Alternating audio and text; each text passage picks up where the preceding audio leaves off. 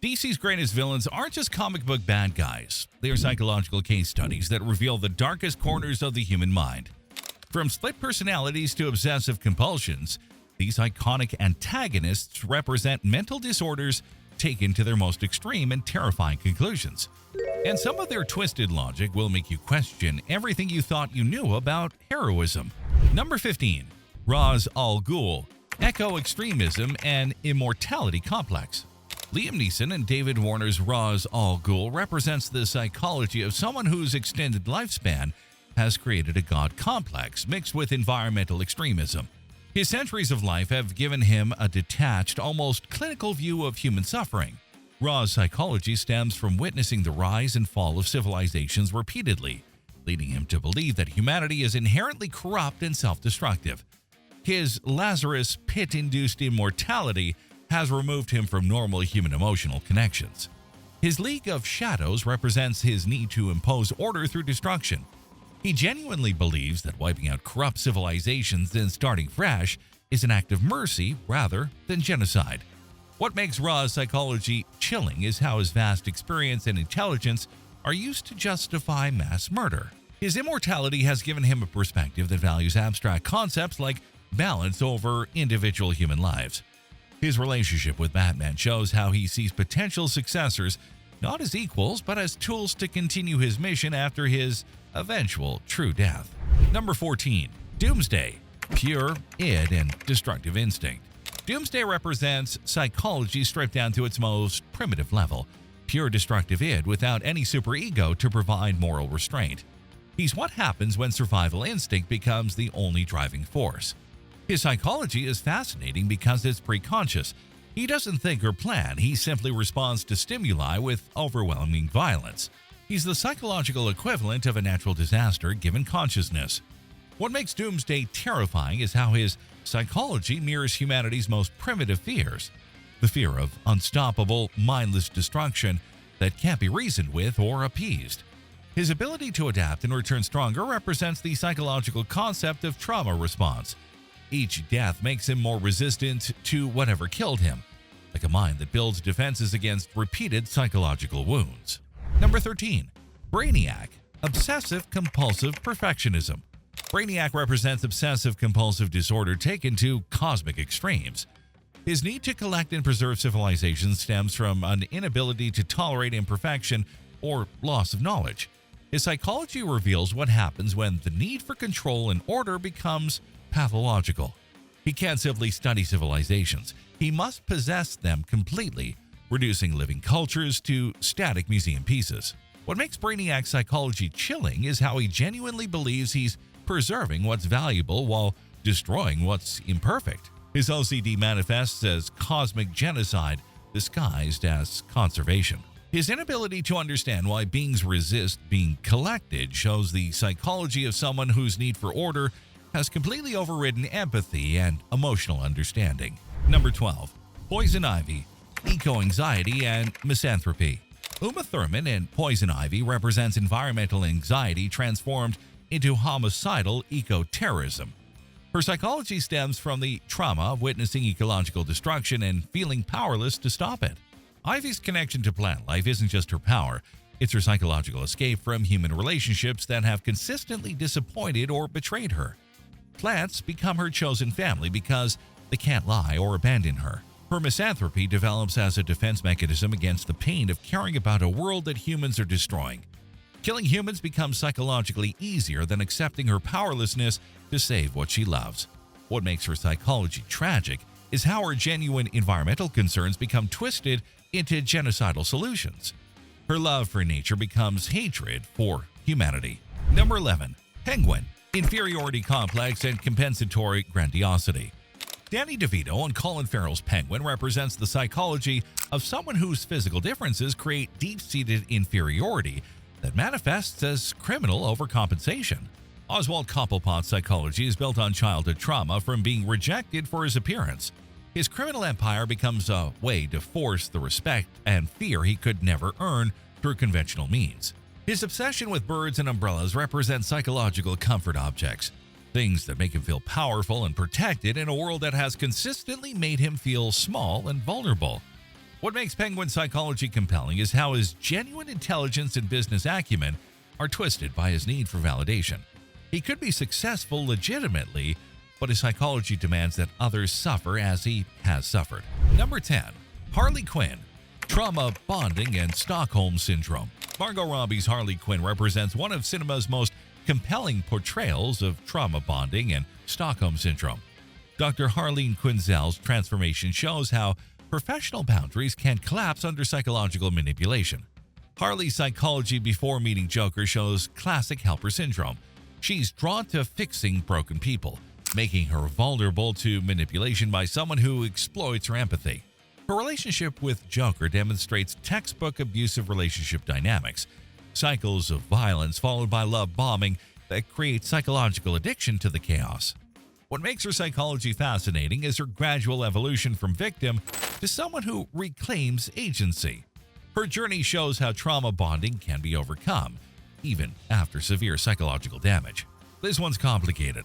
Harley's psychology shows how smart, capable people can become trapped in abusive relationships. Do you think she's a victim or a villain? The comments are going to be divided. Number 9. Scarecrow. Phobia, obsession, and sadistic psychology. Cillian Murphy's Scarecrow represents the psychology of someone who weaponizes fear because he's addicted to the feeling of power it gives him over others. Dr. Jonathan Crane's psychology stems from his own childhood trauma with fear, but instead of overcoming it, he becomes obsessed with studying and inflicting it on others. His use of fear toxin isn't just a weapon, it's a psychological compulsion. He needs to see others experience the terror he once felt, creating a cycle where his trauma becomes everyone else's trauma. What makes Scarecrow's psychology disturbing is how he uses his psychiatric training to maximize psychological damage. He doesn't just want to scare people, he wants to break their minds completely. Number 8. Two-Face. Dissociative identity disorder and moral absolutism. Aaron Eckhart and Tommy Lee Jones's Two-Face represents how trauma can split a personality into rigid moral extremes. Harvey Dent's transformation shows what happens when someone's black and white worldview literally manifests as split identity. His psychology before the acid attack shows obsessive-compulsive tendencies around justice and moral certainty. The physical disfigurement doesn't create his psychological split. It externalizes the internal conflict he was already experiencing. The coin flip represents his inability to make decisions without external validation.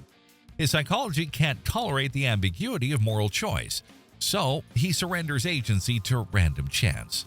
What makes Two-Face tragic is how his genuine desire for justice becomes corrupted into a need for absolute moral certainty that can only be satisfied through violence. Number 7. Catwoman.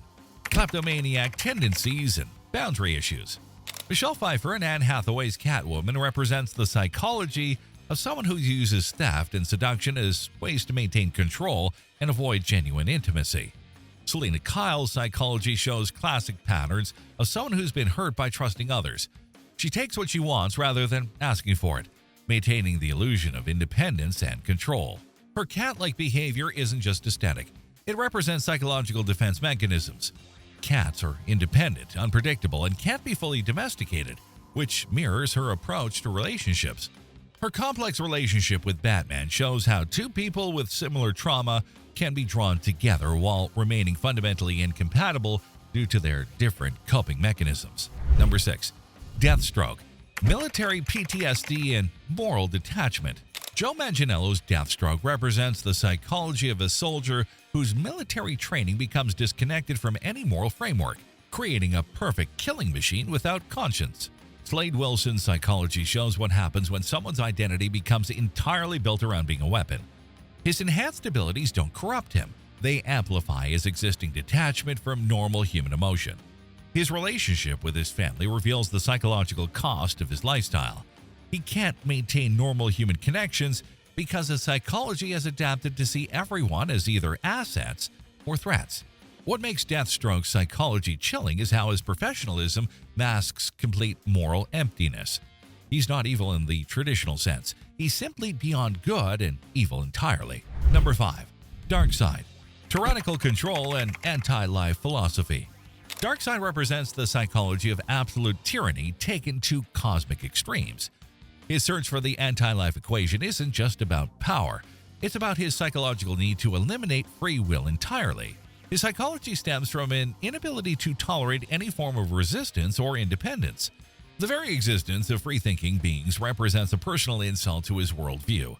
What makes Darkseid's psychology terrifying is how he genuinely believes that eliminating choice and individuality would bring peace. In his mind, suffering exists because beings have the freedom to make wrong choices. His relationship with his son Orion shows how his psychology can't even tolerate family bonds that might challenge his absolute authority. Number 4. Bane, trauma survival and strength obsession. Tom Hardy's Bane represents the psychology of someone whose childhood trauma in prison creates an obsession with physical and mental strength as the only reliable sources of security. Bane's psychology is built on the belief that weakness invites victimization, so he must become so strong that no one can ever hurt him again. His mask isn't just for pain management, it's a psychological barrier between his vulnerable past and powerful present. His methodical approach to breaking Batman shows how his trauma has taught him that psychological destruction is more effective than physical violence. He doesn't just want to defeat Batman, he wants to break his spirit. What makes Bane's psychology compelling is how his genuine intelligence and strategic thinking are driven by deep-seated fear of returning to powerlessness. Number 3. Lex Luthor, obsessive rivalry and God complex. Michael Rosenbaum's Lex Luthor represents the psychology of someone whose friendship with Superman becomes corrupted by his inability to accept being second best at anything. His psychology shows how childhood trauma from an abusive father creates someone who equates love with power and control. When he can't control Superman, he interprets it as rejection and betrayal. What makes this version of Luthor tragic is how his genuine affection for Clark becomes twisted into obsessive hatred. His psychology can't process the idea that someone could be naturally superior without diminishing his own worth. His transformation from friend to enemy shows how narcissistic personality disorder can't corrupt even positive relationships when the narcissist's worldview is threatened. This one hurts. Watching Lex's friendship with Clark deteriorate shows how mental illness can destroy even the strongest bonds. Could their relationship have been saved? Let me know your thoughts. Number 2. The Joker, antisocial personality disorder and chaos philosophy. Heath Ledger, Joaquin Phoenix, and Jack Nicholson's Joker represents the most complex and terrifying villain psychology in all of fiction. Each version shows different aspects of antisocial personality disorder and nihilistic philosophy. Ledger's Joker embodies chaos theory made flesh. His psychology operates on the belief that all social order is a thin veneer over humanity's true savage nature. His experiments are designed to prove that anyone can become him under enough pressure. Phoenix's Joker shows how social rejection and mental illness can create a perfect storm of violence when society fails to provide adequate support systems. What makes the Joker's psychology so disturbing is how he forces others to confront the arbitrary nature of morality and social order. He doesn't just commit crimes, he challenges the psychological foundations of civilization itself. His relationship with Batman represents the ultimate psychological paradox. He needs Batman to exist because without a moral opposite, his chaos has no meaning. Number 1. Batman, Bruce Wayne, trauma-induced vigilantism and control obsession. Christian Bale, Michael Keaton, and Ben Affleck's Batman represents the most psychologically complex hero in fiction. Someone whose trauma response creates a vigilante identity that's both heroic and deeply disturbed. Bruce Wayne's psychology is built on childhood trauma that he's never properly processed. Instead of healing, he channels his pain into an obsessive need to control crime and prevent others from experiencing his loss. His creation of the Batman persona represents dissociation. He literally becomes someone else to cope with psychological pain too intense for Bruce Wayne to handle. What makes Batman's psychology fascinating is how his methods often mirror those of his villains. His surveillance, intimidation, and violence are justified by his moral code, while the psychological drives are remarkably similar to those of the criminals he fights. His inability to kill represents the last psychological barrier between heroism and villainy. It's the one rule that keeps him from becoming the very thing he fights against.